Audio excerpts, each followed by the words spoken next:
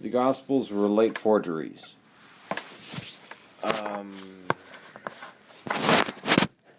Unfortunately, that's not true.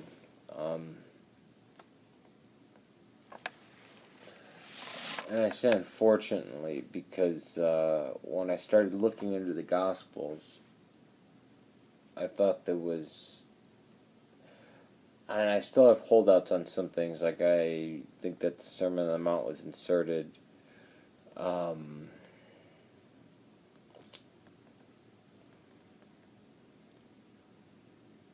what really gets to me is that there's nothing further. I mean, we go back to the scrap of John from between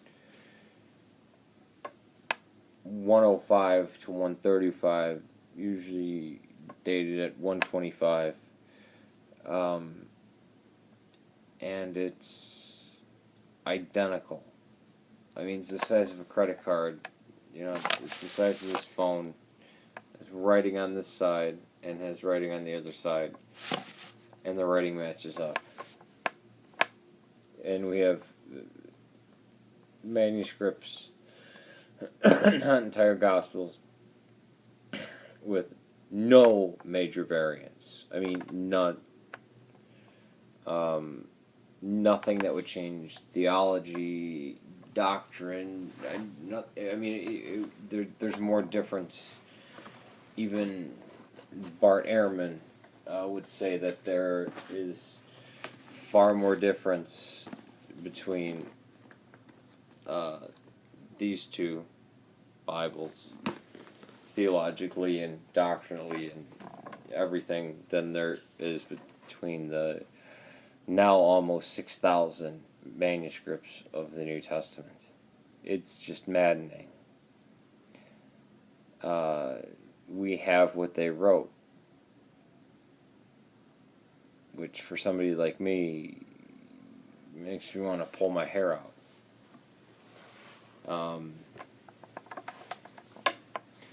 And unfortunately, or I guess fortunately, the four, I mean, this is attested to in the first 2 centuries of Christianity, but the first 5 centuries of Christianity, that the four are the earliest. I mean, even the heretics and the Gnostics concede that yes, they were the earliest.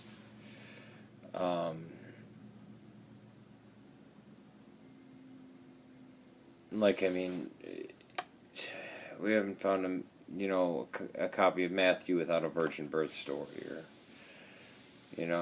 things like that. I mean, there's the Procopi Adulterae, which it was in Luke, and now it's in John, but that doesn't matter, because if you know anything about textual criticism and how the New Testament was put together, it just doesn't, there's nothing to that. It doesn't matter. Of course, these stories are floating around,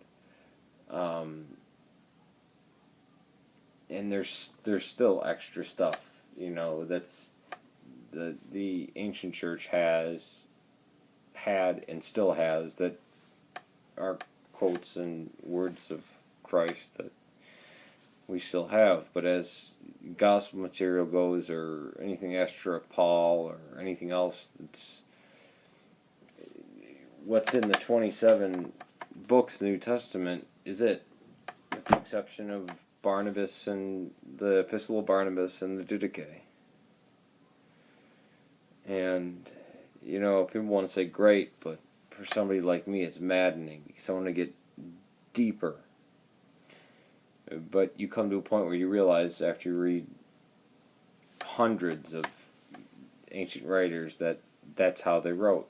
Miracles were an everyday thing.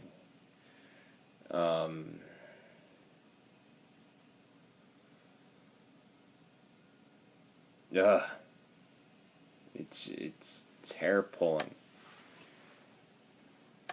It's what gets me irritated with the people who know nothing about any type of scholarship of the ancient world, not just New Testament scholarship, any type of ancient history. They've never read any ancient documents that say, oh, they were late forgeries. They don't know, shows they don't know about the manuscript evidence, or they were biased, or this or that, and it's like, I mean, it's like somebody who's adamant and they're yelling at you that the Mayflower, that Columbus discovered America on the Mayflower in 1776.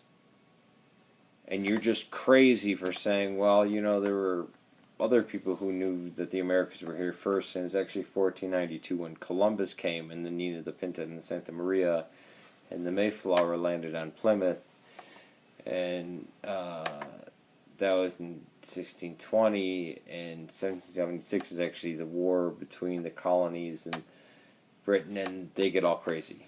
So it's maddening to deal with those people. Unfortunately, there's a huge chunk of them on YouTube that. So when I run into people who actually have some grasp of textual criticism, history, or just any discipline, I'm always glad to meet them and talk with them.